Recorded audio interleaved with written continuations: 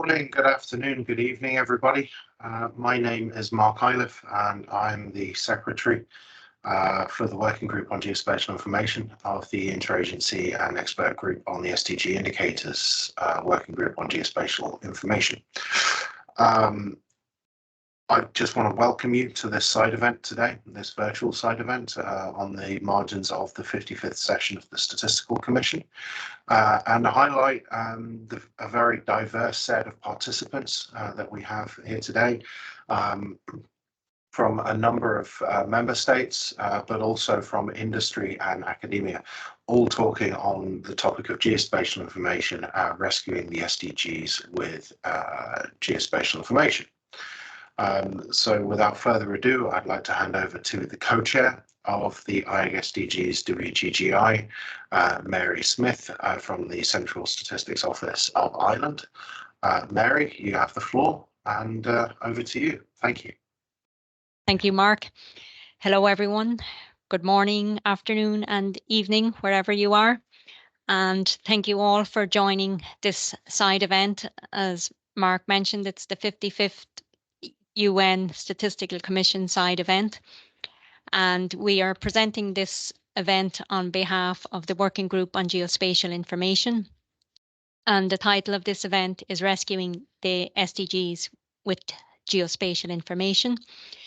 I will be presenting the first half of this side event, and the second half will be presented by my co-chair, Sandra Moreno of Dane, Colombia, and Sandra will be presenting the shortlist on the global indicator framework, looking at it from a geographic location lens. So I joined as co-chair last year, and Sandra has been working on this for some time, so she's now presenting the second edition.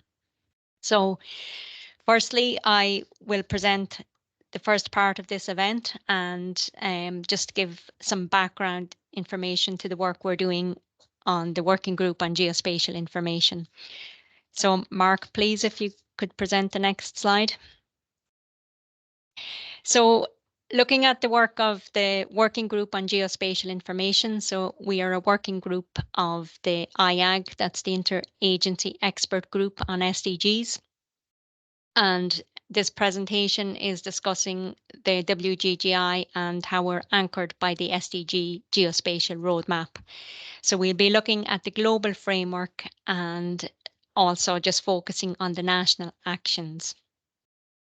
So the roadmap outlines how to build the bridge between the statistical and the geospatial actors working within the global indicator framework.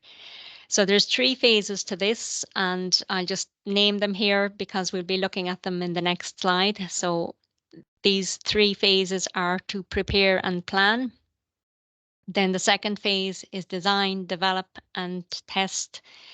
And then the third phase is measuring, monitoring, and reporting the geospatially enabled SDG indicators. So looking at phase 1, so the first part of this is to establish governance structures to coordinate the SDGs at the national level. Secondly, having done this, is to identify national data capacity and highlight potential data gaps. Then there's a focus on identifying and assess the relevant frameworks and standards. And the final part of this phase is to assess available skills and technological capacity in order to produce the SDGs. So then the second phase in terms of design and development and testing. So in this second phase, we are looking at identifying the relevant data and the appropriate methodologies to develop each indicator. So secondly, we prioritize and identify what data is needed at the national level. And then with workshops, there's a sharing of knowledge and experiences. In the fourth part of this second phase, we identify appropriate data, develop methods, and coordinate development support. And then the final part of phase 2 is to collaborate with national and global entities to leverage the available capacity to produce the SDGs. So phase 3 involves the reporting and production of the indicators. So obviously in phase 3, we're looking at producing the indicators, and then we look at implementing suitable data management and disinformation platform to make the data available, and identifying the technological capacities and the gaps within the indicators frameworks. We focus on promoting a culture of storytelling with existing data and highlighting existing data gaps. So storytelling is an important communication tools, as well as showcasing the data for the SDGs. The fourth part of this final phase is to establish a publication calendar, identify institutional areas responsible for managing the production, monitoring, measurement, and dissemination of the process. And then finally, in phase 3, we look at publishing the metadata and continually updating the list of prioritized indicators, including the sources of information that we use for the indicators.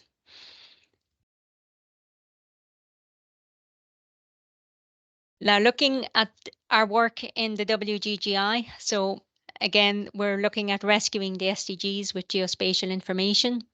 So we're now looking at the role of the geospatial information and integrating that geospatial information into the SDGs.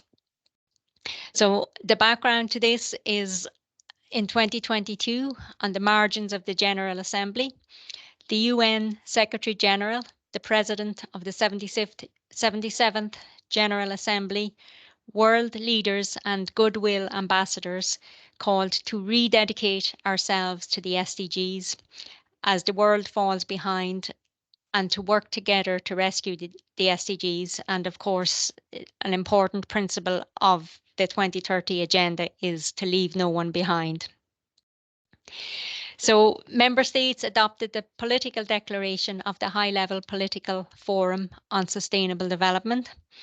So this pledge is to take action to strengthen international, national, and local data systems efforts to produce high quality, timely, relevant, disaggregated, and of course, reliable data on SDG progress. And there's a call to intensify the efforts to strengthen the data and statistical capacities in developing countries. And the pledge will continue to strengthen efforts to collect, analyse and disseminate the relevant, reliable and disaggregated data for better monitoring and policy making. And of course, as we get closer to the 2030 agenda, we have to accelerate this process, and we are committed to increasing the availability of SDG data and closing the data gaps at all levels, increasing financing for data and statistics, and enhancing capacity building support to developing countries. So, guided by the SDG Geospatial Roadmap, we can now highlight different sources of information that are being used to produce, measure and monitor the indicators. So we'll be showcasing how the geospatial information will help rescue the SDGs. So we're supporting the work of the IAEG-SDGs, and the WGGI can help the IAEG with strategic messaging on how and to be an advocate for geospatial information to the IAEG.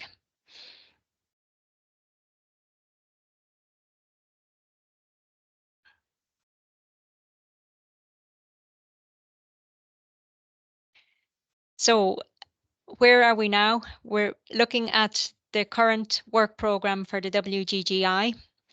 So ourselves in the WGGI agreed to develop a short paper that concisely articulates the opportunity and role of geospatial information in rescuing the SDGs to the IAEG via a small and focused writing team composed of member state representatives.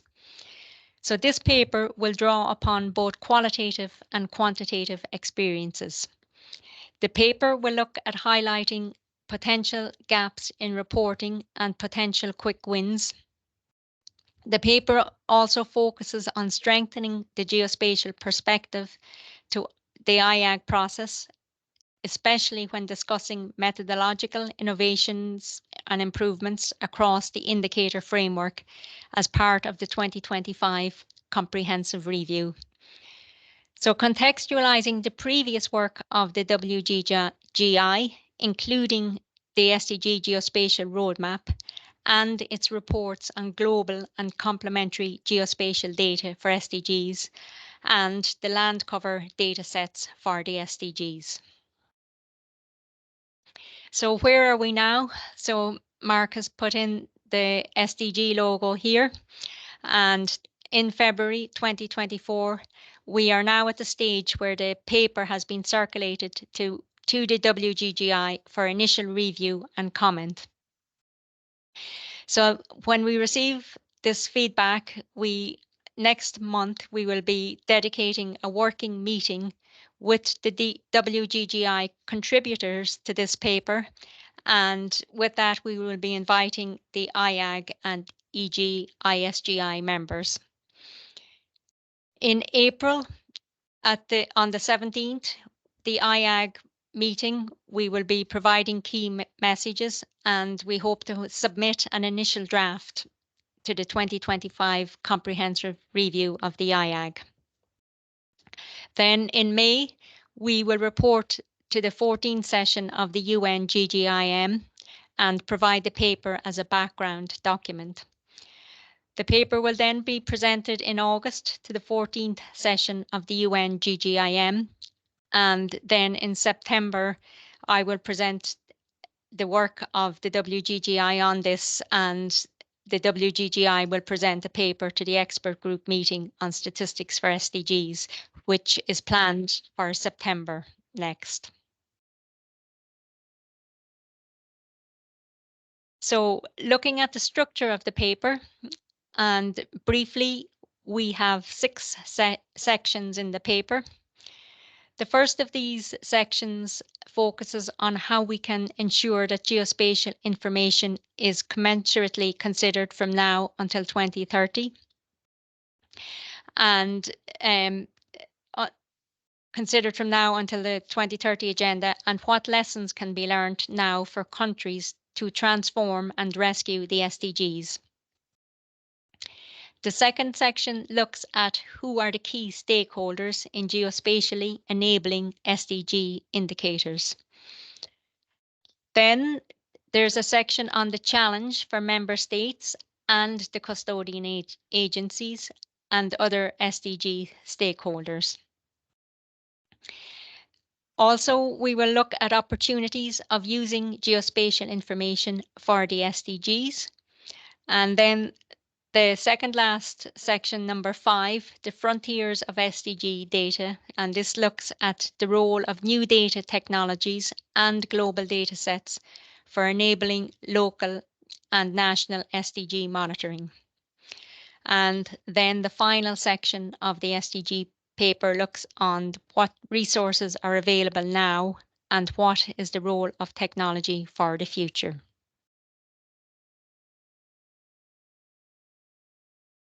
So looking at some of the big ideas in the paper, we need to build a bridge between the national statistical offices and other national stakeholders, such as the geographical and geospatial community, with the global organizations such as the Earth observations and the geospatial organizations.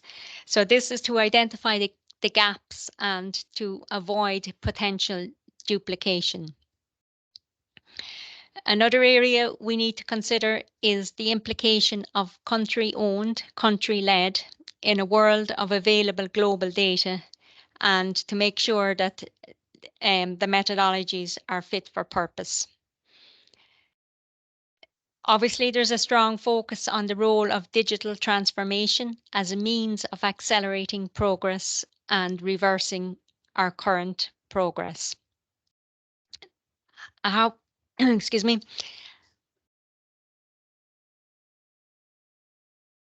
So another big idea is we're focusing on backfilling the data in the global indicator framework using geospatial information.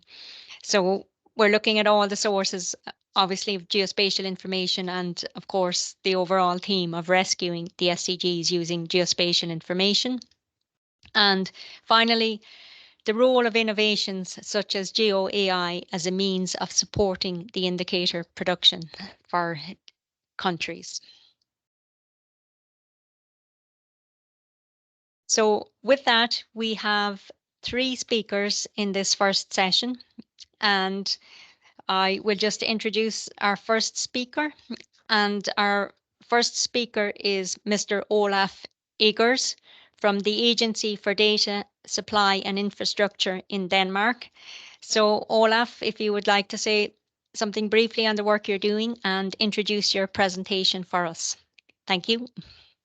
Yes, thank you, Mary, and thank you for the introduction. So I'm with an agency which is basically the national Danish National Mapping Agency. And I'd like to talk about some of the angles of the national geospatial information which can be used to support the follow-up on the SDGs. Thank you, Mark. So the use of geospatial in connection with the follow-up on the SDGs, as a national mapping agency, we find it extremely important to support the follow-up as much as possible. And we need to use different data sources, administrative data, big data, and definitely geospatial data in order to improve the monitoring. And as we see it, there are 3 different levels, conceptually at least, where geospatial can support the monitoring. Basically, for some of the indicators, we have geospatial basically being the indicator itself. For example, for the indicator 1511 on forest area as a percentage of the total land area. It can also be seen as supportive to statistical data or used in combination with it to qualify and analyze indicators such as 1121, the proportion of the population which has convenient access to public transport. And it can enrich statistical data. And one of the examples is 623, percentage of water bodies with good ambient water quality. And the example you see on the right is the calculation that we helped our National Statistical Organization with on 1121, convenient access to public transport, where we used information on the on population and geocoded addresses and road information, as well as means of transport and their transport stops, and then carried out a calculation on distances for the population to the transport access points. In other words, a geospatial analysis. Thank you. Next. So in Denmark, we have this very good cooperation with our NSO, and one of the reasons for this is obviously that we have free and open access to virtually all national geospatial data. And as an NMA, we also further support our NSO with specific data products and support with analysis such as just mentioned 1121 and also 1171 as examples. And our National Statistical Organization uses quite a bit of different data, geospatial data, topographic data, cadastral data, city polygons, official addresses which are geocoded, administrative boundaries, and specific aggregated geospatial products such as the so-called area account. And this is the case for Denmark, but obviously there are many countries where the use of geospatial data can be enhanced and which will require access to data and maybe better collaboration between mapping agencies and the statistical organizations. And to that end, if you just shift to the next one, please. We have an extensive collaboration in Europe in a working group, or actually 2 working groups under UN-GGM Europe, where we work on developing methods on how to apply geospatial data on specific indicators. And this has resulted in guidelines on how to apply geospatial on indicators such as 11.2.1, 11.3.1, 15.1.1, and 15.3.1.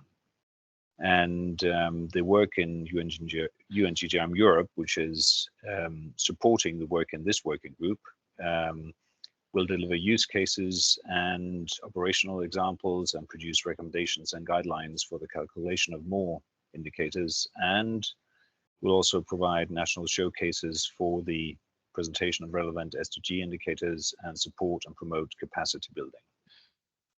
So just to conclude this very short pitch, there are very many geospatial data sources available and also methods, and it's important to put these into play. And we hope and support very much the work in this working group, and look forward to the delivery of the next report from the working group. Thank you very much. Thank you, Olaf. And I think that's a very fine example of the geospatial breakdown in terms of leaving no one behind. So it's great to see the areas disaggregated in terms of how the geospatial information can help in respect to leaving no one behind. And I just have a quick question for you. Just briefly, could you give us a very short account of how the National Geospatial Agency can help support the national statistical system in producing and disseminating the SDG indicators? Well, yes, I probably did just touch on that. In our case, we have access to more geospatial data and probably know the content better than our statistical organization, and we've helped develop specific methods which utilize all the kinds of data that we have access to in a way which was, let's say, probably very difficult if you do not have super detailed knowledge on the geospatial. I mean, the examples on, for example, the access to public transportation, you would need to know some detailed information on our routing system and so on. And we've applied this and developed the methodology and transferred it to the statistical organization.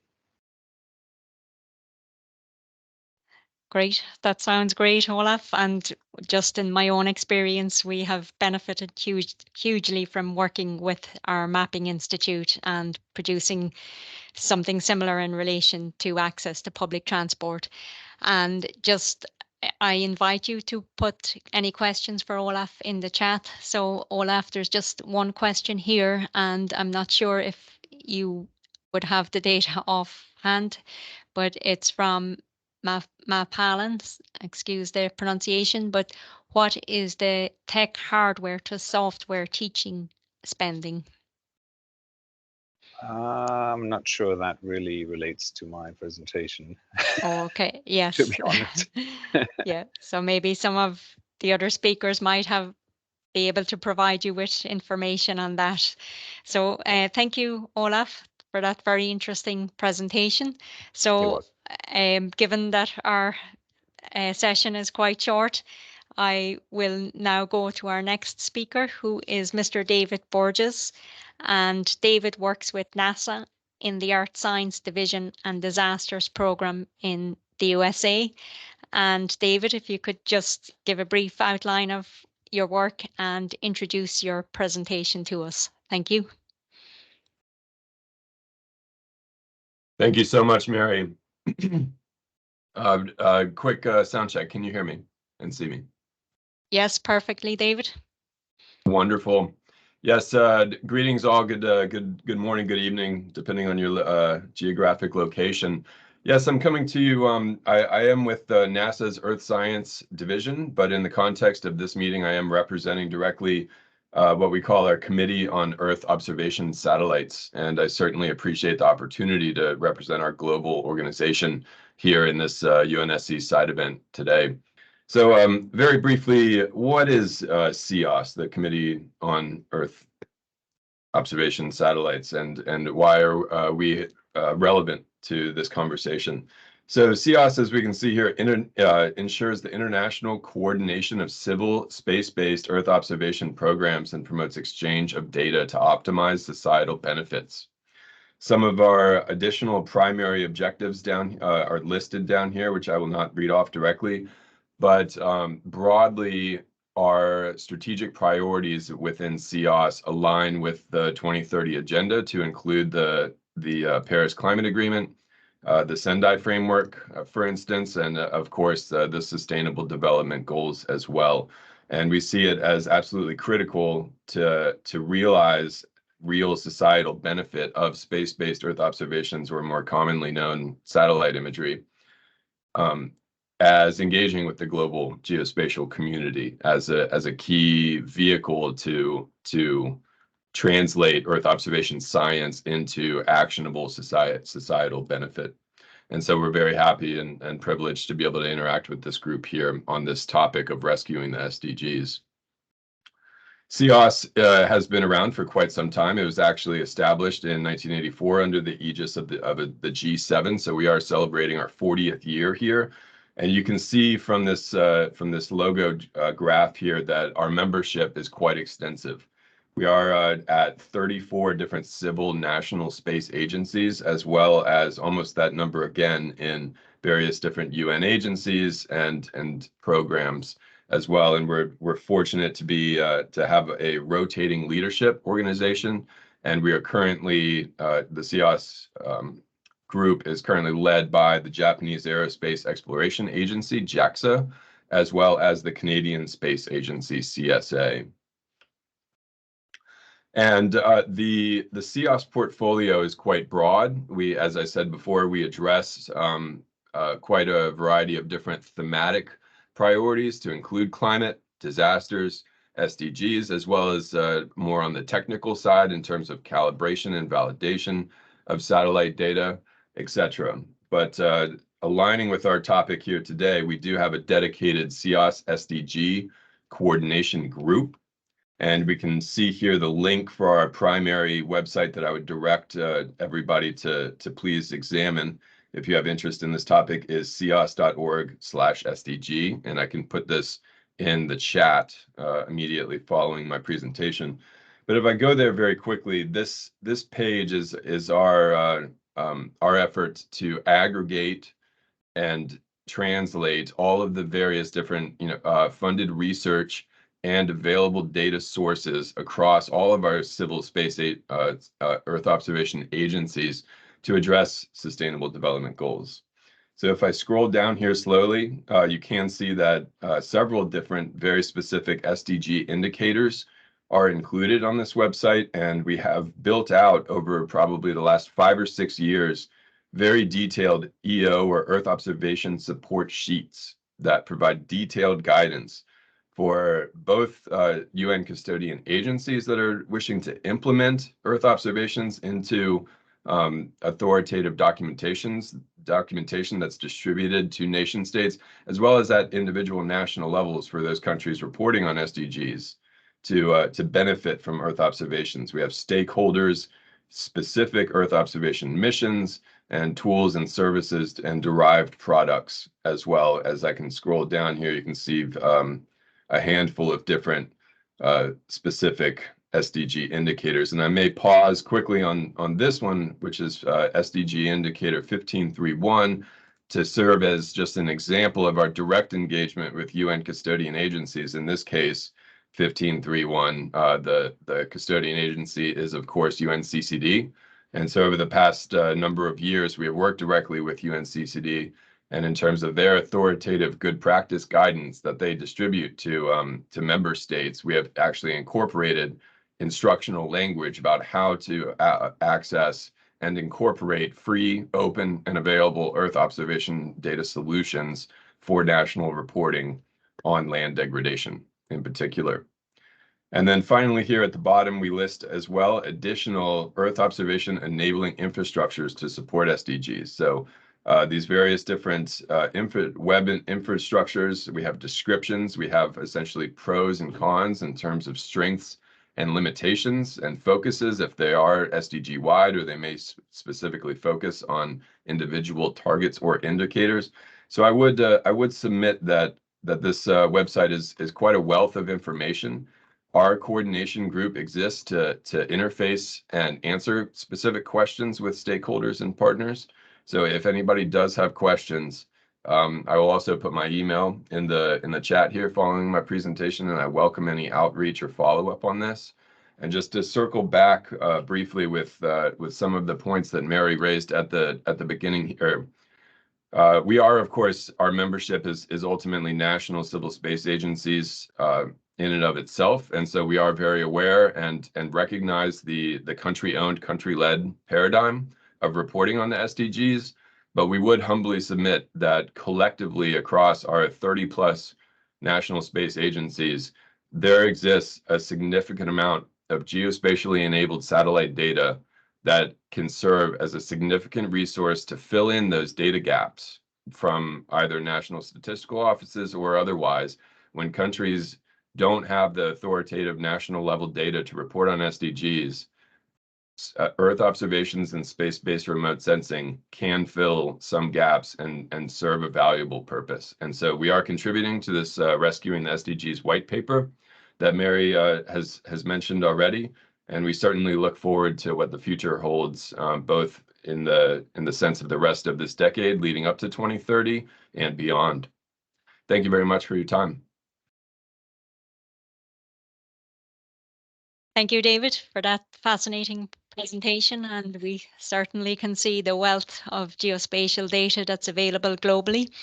And just briefly, I would like to ask a question on how can the global data be used to make an impact? For example, I'm here in Ireland, and one of the indicators you mentioned there, I think 15.3.1, was it on land degradation? I'm not sure if that's the exact number, but if I'm looking for that data, how do I go about it, or what help can be provided? Thank you. Absolutely. Thank you, Mary. So I would first point you to our website here that I've just shown, which is, again, and I will put it in the link there, cios.org/SDG. It is literally filled with direct links to both direct data sources as well as additional tools and services.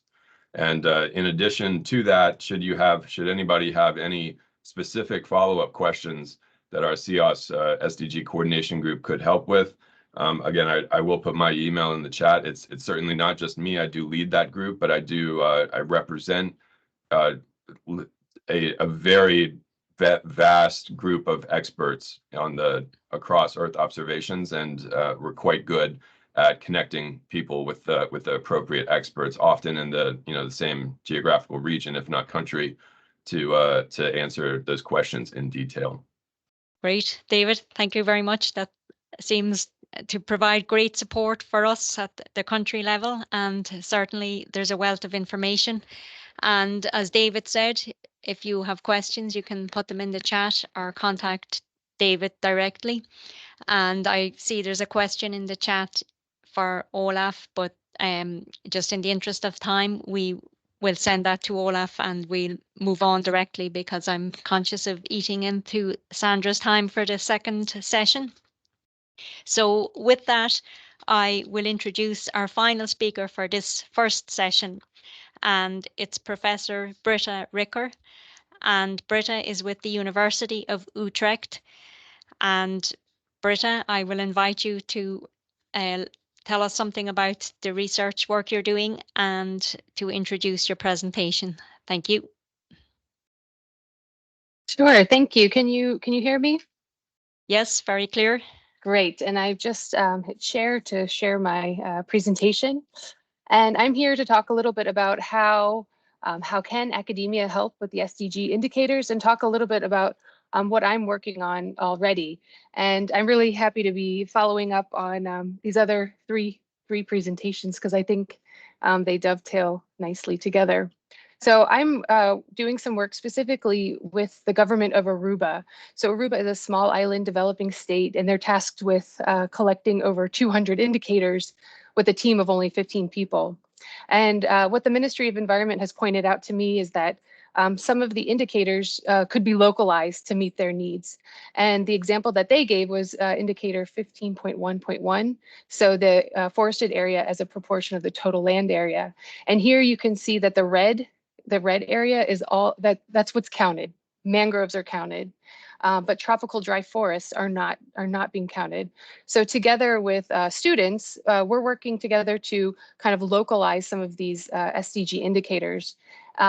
And we're actually using Earth observation data, as the last speaker suggested. But we're working with them locally so that they can define what is and is not tropical dry forest, and what season would be the best time to collect these data.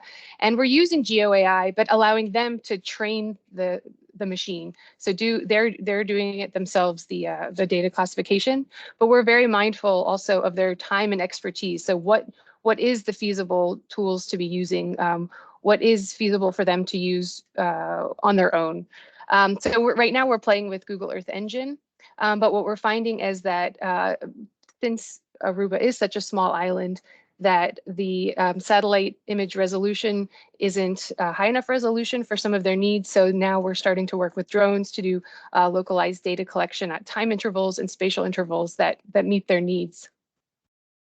And so what we're really trying to do is share knowledge through training and internships for both students from University of Utrecht to go there and work with them. Right now we have students at the Ministry of Environment and also the Ministry of Agriculture doing exploratory research that they don't have time to do on their own. So it's giving them useful insight about what to pursue and what maybe not to pursue in terms of time and resources. It's giving our students a great opportunity to learn about what happens on the ground, what is actually happening in government, and also try some of the latest cutting edge technologies that are available. They're also doing some exploratory work on open source software and comparing them to some proprietary alternatives. And it's really a great opportunity for the students to learn, but also to learn from the stakeholders on the ground. So here are just a couple of pictures that I just took last week. Actually, I was in Aruba last week with students who are doing internships and data collection, and it's really a lot of fun. Then also, I just wanted to mention that the International Cartographic Association also works really closely with academia and government sectors to help map the SDGs. So this is a great opportunity to work together and learn from each other through the ICA. And specifically, I'm the commission leader for the Commission of Cartography and Sustainable Development. And so I was really happy to hear, Mary, when you talked about storytelling and the role of maps. And this is where the International Cartographic Association really thrives, is illuminating some of the priority areas where the interventions could be placed. Maps play a pivotal role in that. And I also would like to have an open invitation for collaboration. So these are just a few examples of how we in academia are working with the SDGs, but I'm open for more collaborations. Thank you. Thank you, Britta, for that very exciting presentation. And it certainly is a great example of how you're merging technologies, both the satellite and the drone technology. And I think a lot of us will be looking at how useful this is for localizing the SDGs. And certainly, you know, what we're looking at in terms of leave no one behind is getting down to that detail level that you are able to complement the drone technology with the satellite information. And just very briefly, I would just like to ask, what advice would you give to NSOs in terms of forming collaborations with academia to produce SDG indicators? I think, first of all, just reach out about interests and goals, and also just be communicative about what is feasible and what isn't, because I think that's sometimes where the disconnect lies in terms of in academia, we want to do the most complicated, cutting edge methodology, but that's not always the most feasible for governments to replicate, or it might not be the most useful in terms of identifying a solution to a real problem. So a lot of open communication and yeah, just don't be afraid to reach out to universities, because we often have an army of students eager to try new things. Thank you very much, Britta, and certainly another great presentation. And again, if anybody has further information or would like to follow up with Britta, please put your questions in the chat, or you can contact us directly or contact Britta for further information. And David has put his information there in the chat. So with that, I'd like to hand over to my co-chair, Sandra Moreno in Dane, for this second session. Thank you.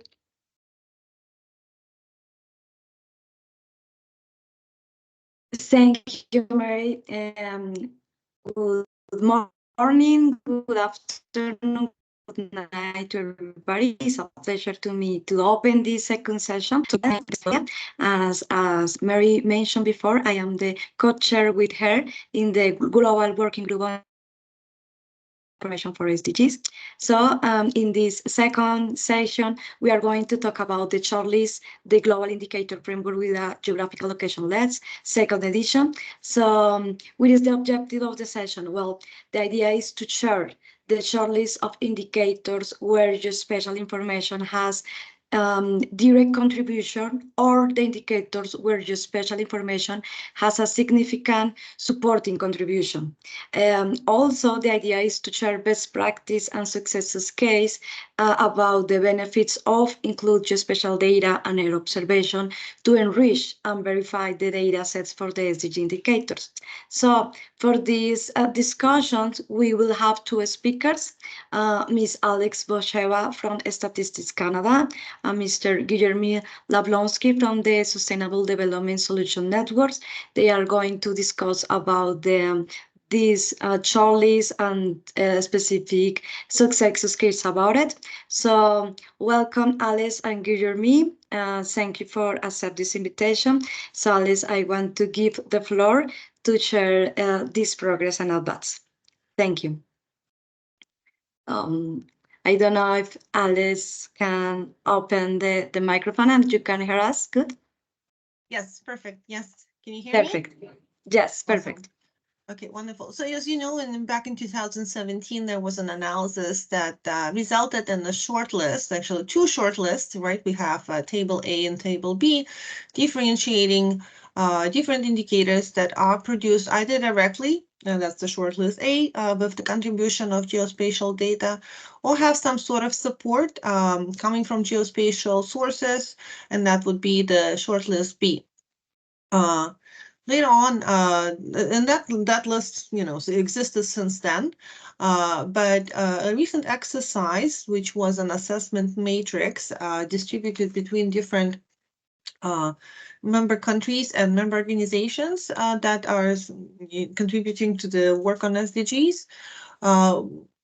That assessment matrix collected multiple responses, over 470 responses, on how these countries and agencies collect data on SDG, how these SDGs being produced, and whether or not they actually use geospatial data, as recommended, by the methodology, recommendations for specific SDGs, and as pointed out by the shortlist, that these are specific indicators that could benefit from the use of geospatial data. And what this exercise led us to discover in 2021. With this assessment matrix analysis is that not only on one hand, the full potential of geospatial data is not realized in the production of SDGs. So there's certainly either lack of awareness of the data, or maybe lack of resources for specific countries to produce SDGs. So it's more of a technological issue and so forth.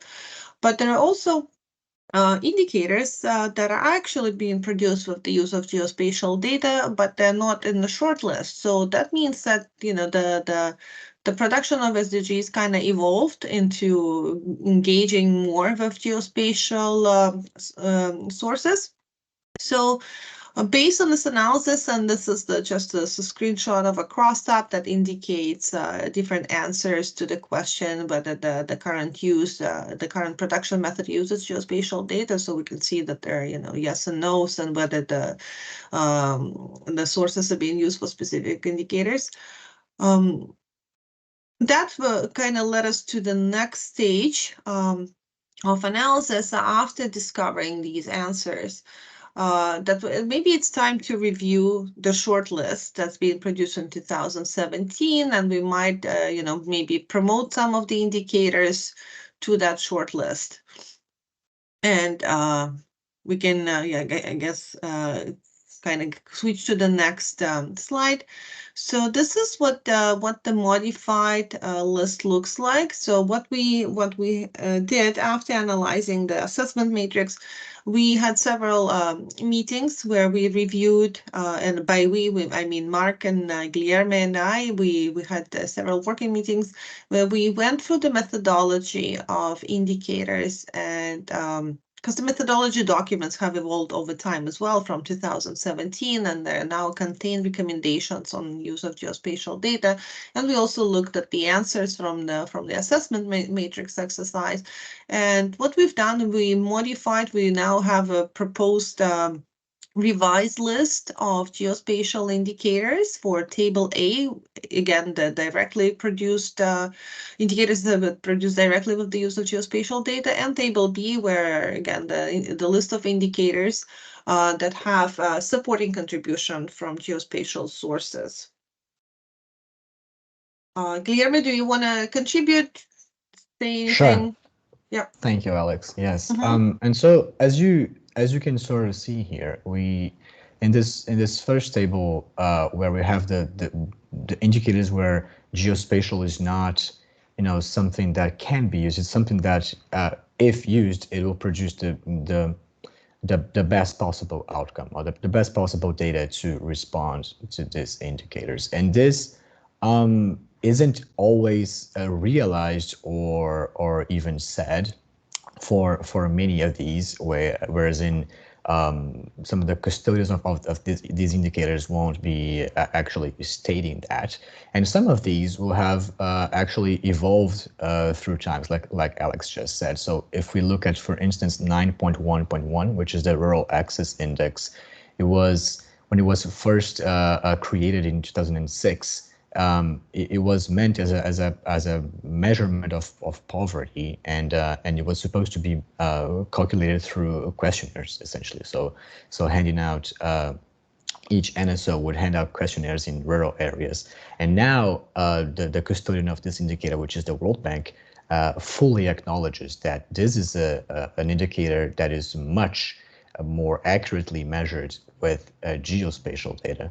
And what's more, it's entirely possible to do so at a global scale or at global coverage. So the data being used for this is actually coming from satellite imagery to a big extent. And so we have, this list is getting bigger and bigger each time we revisit it. And so this is sort of what we're trying to advance here, that it's geospatial data isn't an option or like an additional maybe possibility here. This is the primary source for these indicators, and we get much better results if we tackle them through these lenses. Alex, over to you. Perfect. So yeah, so this is the list that we now propose, enhanced kind of updated list of the indicators that, as Guilherme said, that make the best use of geospatial information, and possibly would produce the best results if measured with geospatial information. And I guess we can switch to the next slide, unless we want to, I don't know, Mark, if you want to go over specific indicators that we put on the list, or we can skip it for now. But maybe now what we will do is we'll switch to some examples of the indicators that are from that short list that are produced with the use of geospatial data. And We can, I don't know if, can we click on the link and see if it's live? The example from Colombia on SDG 11.2.1, which is the proximity proportion of the population that have convenient access to public transit. So that's one of the indicators. Mark? Okay. Wonderful. So yeah, here we have a dashboard that of all these measures. It is in Spanish, right, Sandra? So maybe do you want to speak a little bit about this example? Yes, of course, yes. Well, this is an example of indicator 11.2.1. As Alex mentioned, this is the proportion of population that have access to public transportation. So for this, calculate this indicator, we use different sources of information. We calculate this indicator for 12 cities in Colombia, in which we have information about the public transportation, but also we include the information, georeferenced information from the National Population Census. So thanks to that, we use administrative data from the cities, we use census population, and we can disaggregate information by population, young population, and different age of range. So this is the results about the main cities in Colombia, in which we indicate what is the access to public transportation, combine different sources of information. So thank you, Alex.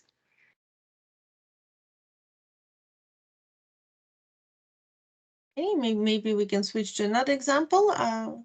To next slide.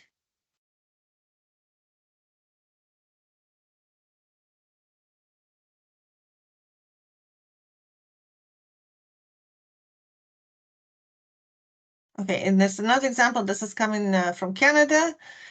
This is the SDG 9.1.1 that Guilherme discussed in when we were talking about the evolution of certain SDGs, how they evolved into being a very established, successful measures. So this is Canada's rural access in this calculation. This is our first attempt to tackle this indicator. The main problem with this one, what we've done essentially, we do have information on the rural and urban areas, although this definition is different than it is being proposed by the IAEG-SDGs. So we're not yet adopted the Gurba system. So we're using our own national definition of what is urban, what is rural. And we also played with this approach a little bit, enhancing it. We essentially kind of played with also the boundaries of statistical metropolitan areas. So we kind of we tried two methods essentially in defining rural and urban. The issue with this indicator for us, like one of the kind of problems that we discovered with the geospatial data is the quality of the road data, which is very important for this indicator, right? Because it relies on the all season definition for the access for the rural road. So that's something that we found to be problematic for now, but we'll see. We probably will try to see if we can use maybe different sources like OSM, for instance, so not necessarily authoritative data sets, but maybe coming from something like crowdsourced sources. But we applied the recommended traditional methodology in terms of the buffer analysis and the 2 kilometer distance for this. So this is how the buffers would using the different methods of defining rule, and then the calculation is very much standard, and then we produce the results by census subdivision, which is essentially refers to municipal level in Canada. And so we have produced an interactive map where users can zoom in. Unfortunately, it's kind of slow to load, seems like, although we did generalize the layers to make it faster, but yeah, it seems to be slow. But yeah, this is our first try at calculating this indicator reflected in the story map. Thank you. And switch to next. No, I'll just start describing the next one while Mark opens it. And so and then to sort of top it off, I wanted to show what we at the STSN did regarding those two indicators we just talked about for Colombia and Canada. But we had, so our mission is to publish a report on the SDGs yearly at a global scale.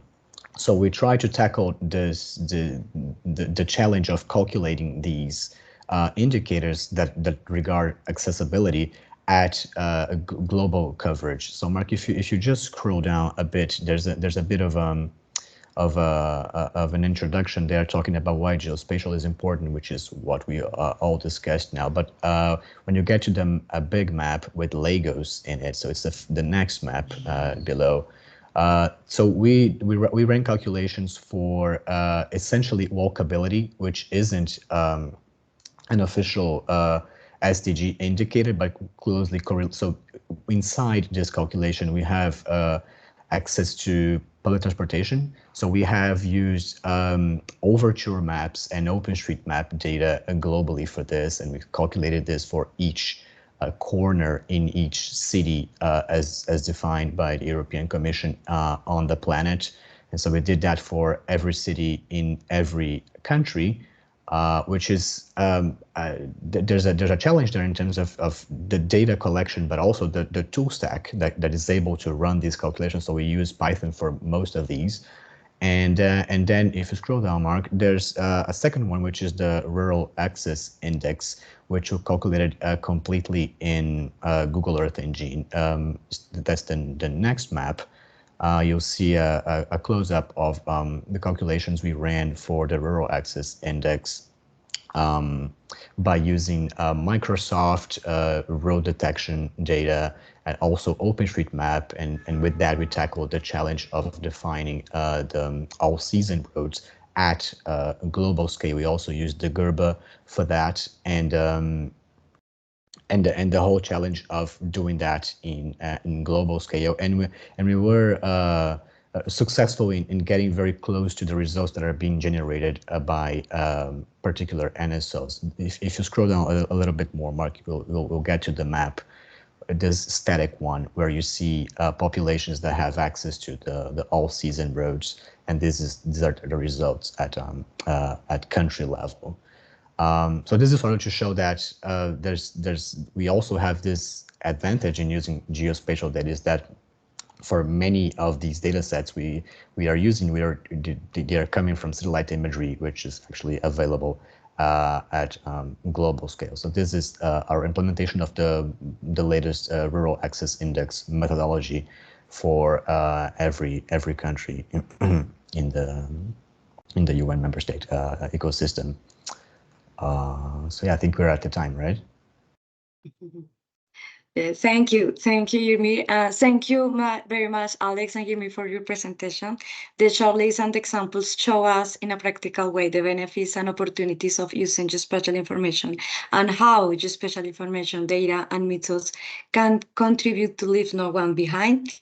So yes, the time is over, but thank you all for your connection. We have a very interesting panels that presented in a practical way examples of the use of geospatial information for the calculation of SDG indicators and how geospatial information contributes to provide geographical disaggregation indicator. So thank you very much to all our panelists and audience.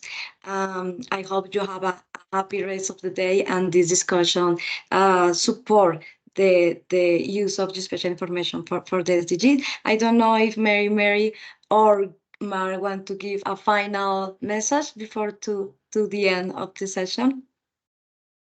Just to thank, like Sandra said, to thank you all for joining and thank our presenters for these fascinating examples, and look forward to seeing you shortly.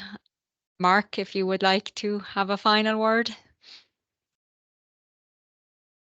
No final word for me, just all of our participants today, member states, academia and industry. And I think that we're seeing the opportunity that geospatial information can have to the SDGs, and how we can contribute to the 2025 comprehensive review process and really help strengthen our global progress towards realising the ambition of the 2030 agenda. So thank you very much from me, and good day to everybody. Thank you. Thank you all. Bye-bye. Thank you. Bye-bye. Have a good day.